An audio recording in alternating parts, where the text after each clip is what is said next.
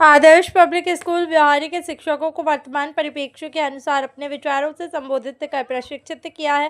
प्रशिक्षण वर्ग में मुख्य वक्ता के रूप में आदरणीय डॉक्टर रवि द्विवेदी और प्रेमलाल मिश्र व मनोज केसरवानी, विजय कुमार निगम, इंजीनियर नीरज गुप्ता, वर्षा प्रदीप गुप्ता, रूपाली मनोज गुप्ता प्रशिक्षक वक्ता के रूप में उपस्थित रहे। आदर्श पब्लिक स्कूल बिहारी के संचालक जवाहरलाल गुप्ता व समस्त शिक्षक परिवार हार्दिक बधाई।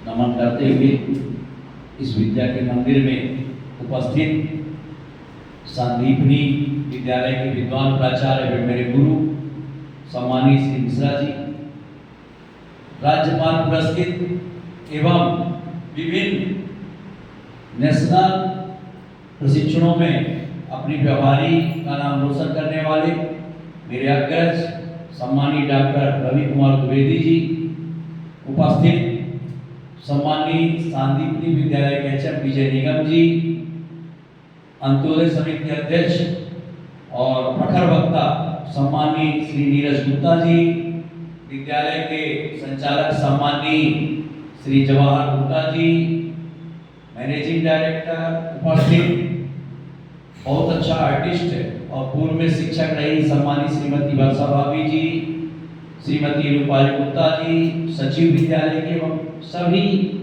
राष्ट्र निर्माता कार्य में लगे हमारे सम्मानित राष्ट्र निर्माता बंधु, बोलने को इतने विद्वान वक्ताओं ने आप लोगों को शिक्षा के बारे में बता दिया कि मुझे नहीं लगता कि कुछ रह गया। और ऐसे व्यक्तित्व ने जो राष्ट्र और प्रदेश स्तर पर हमेशा शिक्षा के क्षेत्र में अपनी बात रखते हो, फिर भी अब चूंकि बुलाया गया है तो कुछ न कुछ बातें तो जरूर करनी चाहिए और उसमें हम 2-3 बातें आपसे रखेंगे जो हम सबको अपने बीच में अपनानी चाहिए। क्योंकि इस विद्यालय का नाम ही है आदर्श और हम सबसे पहले नामकरण से ही शुरू करते हैं, चाहे वो बच्चे का हो, चाहे अपना हो, चाहे विद्यालय का। जब हम स्कूल का नामकरण किए होंगे आदर्श, तो ये सोच के किए होंगे कि निश्चित रूप से हमारे क्षेत्र का एक आइडियल स्कूल होगा। पर जब हम नामकरण ही रख लिए हैं तो उस प्रकार के बनने का प्रयास भी करें। यह आप सबको पता है कि हम आपका विद्यालय संभवतः ये 3रे स्थान पर आज स्थापित है। इसके पहले वो 2 जगह स्थापित रहा है। तो निश्चित रूप से हम कितना भी अच्छे भवन में चले जाएं, कितना भी भवन का निर्माण कर लें, किंतु हमारा विद्यालय जो हमारी पूंजी है और जिसके कारण हमारा विद्यालय का नाम होगा, यदि वो बच्चा बाजार में जाकर के, अभिभावक के पास जाकर के, परिवार में जाकर के, समाज में जाकर के अपने व्यक्तित्व का जब बखान करता है, जब वो निखर के आता है, तो अपने आप आदर्शता का प्रकटीकरण हो जाता है। किसी के प्रचार प्रसार करने की जरूरत नहीं होती। और इसके लिए मैं संचालक महोदय से कहना चाहूंगा कि निश्चित रूप से आपका आदर्श विद्यालय है, किंतु हमको समय के साथ चलना होगा। यदि हम समय के साथ हमारा एक भी पहिया पीछे रह गया, हमारा स्टाफ पीछे रह गया, हमारा शिक्षक पीछे रह गया, तो मैं छोटा सा उदाहरण दे रहा हूं। आज से 10-20 साल पहले भारत की, मध्य प्रदेश की सारी सरस्वती शिशु मंदिरें जो पहले एकल प्राइवेट स्कूल हुआ करती थी, वो हमेशा अग्रणी रहती थी, बहुत अग्रणी रहती थी। किंतु आज हम देख रहे हैं, क्योंकि मैं ब्लॉक में संचालन कर रहा हूं, इस बार 8 सरस्वती शिशु मंदिर बंद हो गए। उसका केवल और केवल एक कारण है कि हम समय के साथ चल नहीं पा रहे, बढ़ नहीं पा रहे। मतलब हमको जिस तरह से हम समय से कदम ताल नहीं मिलाएंगे तो हम पीछे हो जाएंगे। जब जिस समय की जिसकी आवश्यकता होती है, हमको उसके अनुरूप चलना पड़ेगा। यदि आज हमको आवश्यकता है इंग्लिश मीडियम की, आज आवश्यकता है सीबीएसई कोर्स की, आज आवश्यकता है आईटी सेल में, तो हमको अपने बच्चों को ऐसी भी शिक्षाओं को भी देना पड़ेगा और ऐसे शिक्षकों को भी अपने स्कूल में रखना होगा। अभी समय के साथ आगे बढ़ना है। आज आर्टिफिशियल इंटेलिजेंस का देख रहे हैं दुरुपयोग और सदुपयोग किस तरह से होगा। दूसरी बात मैं ये कहना चाहूंगा कि यदि हम बच्चे का, यहाँ पर अभी अपन बात किए, सम्मानित गुरुजी ने सभी प्रकार की बात किया, हम लोग जब शिक्षा की बात करते हैं तो हम केवल कक्ष की बात करने लगते हैं कि बच्चे का शैक्षणिक विकास होता है, और हम या परिवार या बच्चे के माता पिता, बच्चा घर जाएगा तो होम वर्क में भी वही किताब, माने केवल और केवल हम शैक्षणिक बात करते हैं, जबकि हर बच्चे में शैक्षणिक जरूरी नहीं कि हर व्यक्ति शैक्षणिक रूप में हो, कोई खेल में अभी बताया आपने कि हम केवल बच्चे की प्रतिभा को जगाने का काम करते हैं, उसको विकसित करने का काम करते हैं। बहुत बड़े विद्वान नहीं है ना, बहुत बड़े टीचर हो गए कि हम बड़े बच्चे से होशियार, हमसे नहीं हो सकता है बच्चा होशियार, केवल उसके अंदर जो सो गई है प्रतिभा या कि जगी नहीं है, उसको हमको घिस करके जगाने का काम करना है। और ये देखना हमारा काम है कि ये बच्चा खेल की तरफ ज्यादा जा रहा है, ये हो सकता है आर्टिस्ट बहुत अच्छा बन जाए, ये हो सकता है गाने में बहुत अच्छा आगे हो, खेल में बहुत अच्छा आगे हो, पढ़ने में बहुत आगे हो, और जिस विधा में बच्चे की रुचि हो हमको उस क्षेत्र में उसको विकसित करना चाहिए। जबरदस्ती उसके मन के विरुद्ध हम बहुत अच्छा भाषण दे देते हैं और हमको कह दिया जाए कि आप जो है तो दूसरा काम करें, तो हम कृषि का काम करने के लिए हमारी ड्यूटी लगा दी जाए तो हमसे नहीं बनेगा। तो पहला शिक्षक का, अभिभावक से ज्यादा शिक्षक का ये दायित्व है कि बच्चे को ये देख ले कि बच्चे में हम जो जरूरी है कि हम पहले पहचान लें कि ये सोना कैसा, किधर कैसे क्या बन सकता है इस सोने का। इस सोने का हम हार बना सकते हैं या अंगूठी बना सकते हैं कि माथे की बिंदिया बना सकते हैं, क्या बना सकते हैं, जौहरी है। और जौहरी में एक ऐसा सोना है 24 कैरेट है, 22 कैरेट है, 20 कैरेट है, ये हम जौहरी है, इसका हमको आकलन करना चाहिए, ये गुण हमें होना चाहिए। फिर इसके बाद हम अभिभावक को बताएं कि आप इस बच्चे को इस क्षेत्र में ले जाएंगे और निश्चित रूप से वो बच्चा आपका एक आदर्श नागरिक बनेगा, राष्ट्र का नागरिक बनेगा और किसी भी क्षेत्र में अपनी प्रतिभा दिखा सकता है।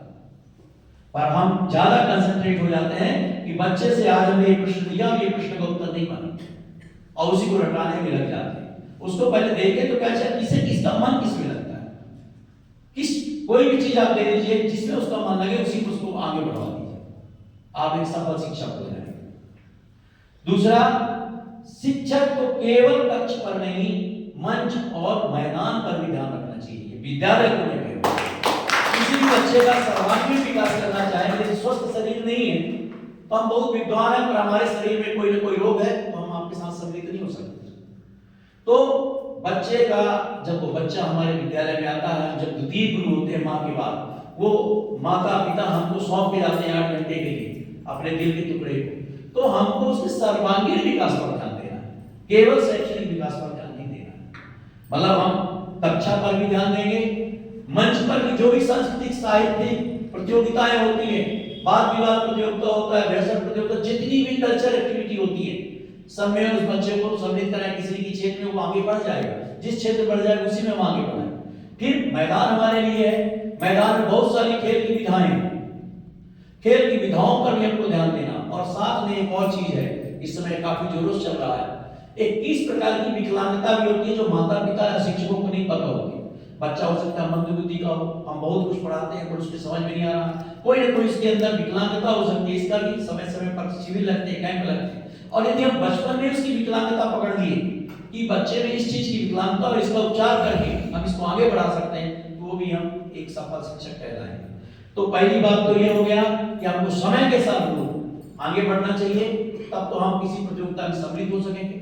आज व्यवहारी में लगभग 60 से 65 प्राइवेट स्कूल हैं और मैं हमेशा सम्मानित संचालक महोदय को फोन करा करता हूं, वो बुरा लगता होगा कि आप समय के अनुसार नहीं चल रहे हैं तो कहीं ना कहीं हम पिछड़ जाएंगे।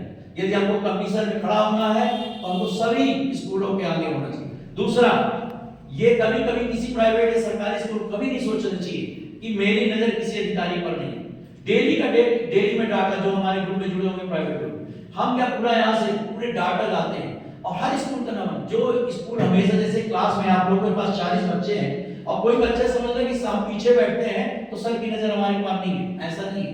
हर स्कूल की नजर हर अधिकारी पर रहती है, कौन सा स्कूल अच्छा है, कौन सा स्कूल खराब है, कौन सा स्कूल मीडियम है। और बहुत से लोग अधिकारियों के पास जाते हैं, सर हमको अपने बच्चे को, बाहर से अधिकारी जो आते हैं, सर अपने बच्चे को एडमिशन कराना है, कौन सी प्राइवेट स्कूल में कराना है।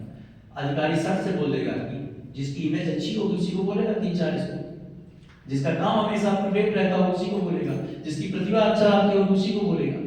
तो हमको इसके लिए भी करना चाहिए, इसमें किसी को बुरा नहीं मानना चाहिए। तीसरी बात, यहाँ पर हम जो कह रहे हैं कि एक तो आप कक्ष पर तीनों मंच, कक्षा, मंच और मैदान पर ध्यान दे दिए। आप बच्चों के सर्वांगीण विकास के ध्यान के साथ साथ समय के साथ बढ़ रहे। अब इसके बाद एक चीज और बता दूं, सम्मानीय हमारे यहाँ विद्वान लोग बैठे के सामने कह नहीं सकता हूँ, इतिहास गवाह है, वैदिक काल चाहे हो चाहे आपका द्वापर युग हो, आपको हमेशा अच्छे गुरु की श्रेणी में परशुराम, विशिष्ट, विश्वामित्र आएंगे। पर जनरली तौर पर द्रोणाचार्य बहुत अच्छे विद्वान थे, बहुत अच्छे विद्वान थे, किंतु जनरली उनको लोग पढ़ाते हैं पढ़ते हैं तो बहुत अच्छे गुरु में नहीं मानते। कारण केवल सिर्फ ये था जो अभी विजय निगम जी सर कह रहे हैं कि हमें कभी भी भेदभाव नहीं करना चाहिए। हो सकता है कि उस बच्चे के पेरेंट्स से हमारे अच्छे संबंध ना हो, हम लोकल हैं, पर हमारे बच्चे के साथ उसका हमको उसको बच्चे भी पढ़ रहा है तो उसको हमको विकसित करना चाहिए। गुरु द्रोणाचार्य की भी बात है, राजगुरु थे, उन्होंने हमेशा कौरव और पांडवों के प्रति देखा कि यही धनुषधारी है, अर्जुन से अच्छा धनुषधारी कोई हो ही नहीं सकता, चाहे कोई भी कितना भी काम हो जाए, चाहे कैसी भी प्रतिभा आ जाए। और चूंकि मैं उसका गुरु हूं और मेरा नाम होगा, ये स्वाभाविक है कि छात्र के कारण शिष्य के कारण गुरु का नाम होता है। पर उन्होंने एकत्व के साथ जो थोड़ी सी घटना जो हम लोगों ने सुनी है, देखी तो नहीं, पर उसके कारण से ये कहा जाता है कि उन्होंने गलत किया और अक्सर उनका उदाहरण आ जाता है। वो हमको गुरु द्रोणाचार्य बनना है, इस प्रकार का गुरु द्रोणाचार्य नहीं बनना है कि हमको एक क्वेश्चन मार्क बन जाए। हमेशा बच्चों को सब रूप मान करके, चाहे वो किसी का बच्चा हो, किसी वर्ग का हो, किसी जात का हो, गरीब हो, धनी हो, आरटी के तहत आया हो, वो हमारा शिष्य है और उसको नेतृत्व में एक नजर से देखें और सब में प्रतिभा है। हो सकता है हमको पहचानने में हमारा जो चश्मा है वो सही नहीं है। ऐसी दुनिया का ऐसा कोई बच्चा जो पृथ्वी में जन्म लिया है, ऐसा कोई व्यक्ति नहीं जिसमें प्रतिभा न हो, और सबकी अलग अलग प्रतिभा है। किसी में किसी चीज की प्रतिभा अधिक हो सकती है, किसी में, और जिसमें अधिक हुआ कहते हैं ना, वैध नस पकड़ता है, यदि सही नस पकड़ लिया मर्ज का पता चल जाएगा, उपचार हो जाएगा। शिक्षक बच्चे का पास करता है कि बच्चा किस क्षेत्र में आगे जा सकता है, उसी में हमको आगे बढ़ा देना है। जरूरी नहीं कि वो मेरिट में आपके 10वीं 12वीं में आए, खेल में भी जा सकता है, कहीं भी वैज्ञानिक बन सकता है, आर्टिस्ट बन सकता है। तो मेरा ये 2-3 उदाहरण थे और ये निवेदन है कि हम कितना भी अच्छे महल में चले जाएं, और हमारा मूल उद्देश्य है बच्चों की प्रतिभा। बहुत लोगों ने, विद्वान लोगों ने बहुत अच्छे अच्छे उदाहरण दिए।